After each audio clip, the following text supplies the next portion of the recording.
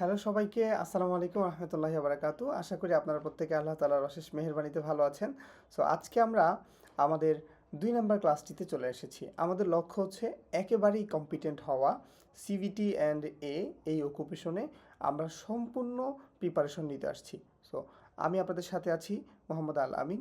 ইনশাআল্লাহ আপনি এই সেক্টরে খুব ভালো কিছু করতে পারবেন। সো আজকে আমরা ইনফরমেশন শিট 2, 1 নম্বর সিভিএলএম এর ইনফরমেশন শিট 2 আমরা খুব ভালো করে বুঝবো। ইনফরমেশন শিট 2 এর নাম হচ্ছে work within organisations quality framework. So এখানে নিচে লেখা আছে মডেল উত্তর সহ ব্যাখ্যা। এটা আমরা একটা সিভিএলএম যখন আমরা পুরাটা শেষ করে ফেলবো ওইটার উপর আপনাদের কিছু টেস্ট নিব, হ্যাঁ। আর বলে রাখি আপনাদেরকে কিন্তু সাপ্তাহিক লাইভ সেশন হবে, হ্যাঁ। সেটা হয়তো বা প্রতি শুক্রবার বা প্রতি শনিবার এরকম একটা ডেট দিয়ে দিব। ওই দিনগুলোতে আপনারা একটু সবাই জয়েন করবেন ইনশাআল্লাহ, হ্যাঁ। কারণ আপনাদেরকে ধরে তো রাখতে হবে, আপনাদের অবস্থা তো অ্যানালাইসিস করতে হবে, কে কতটুকু বুঝতেছেন কে কতটুকু বুঝতে পারতেছেন না সেটা আমাকে চেক করতে হবে। সো চলেন আমরা বেশি দেরি না করে, যেহেতু আমাদের সময় খুব কম, তাই না, আমাদের খুব কম সময়ে অনেক ভালো কিছু শেখার চেষ্টা করতে হবে, সেটা হচ্ছে বিষয়। তো আমি এখান থেকে 150 করে দিলাম, 150 করে ফেললাম, আর এই দিক থেকে আমি এই পেনটা বের করে ফেললাম। আচ্ছা, এবার একটু দেখেন, আজকে একটু এক্সট্রা কিছু কথা বলবো, একটু মনোযোগ দিয়ে শুনতে হবে কিন্তু প্লিজ, হ্যাঁ।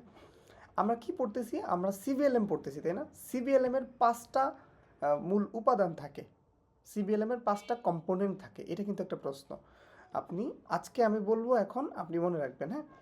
সো চলেন আমরা এই ইনফরমেশন শিটে চলে আসছি।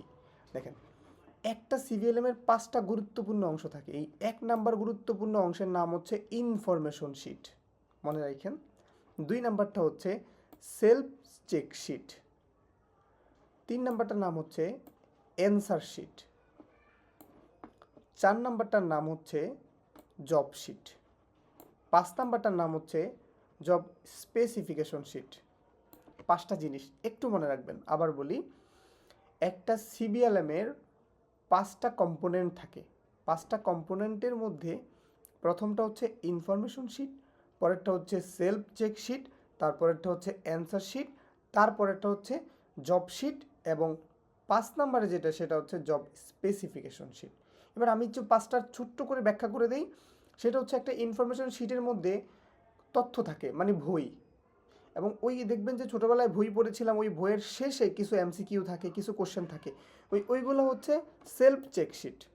এবং ওই যেই প্রশ্নগুলো আপনি ওখানে সেলফ চেক শিটে দেখলেন ওইগুলোর অ্যান্সার শিট হচ্ছে অ্যান্সার কিতে।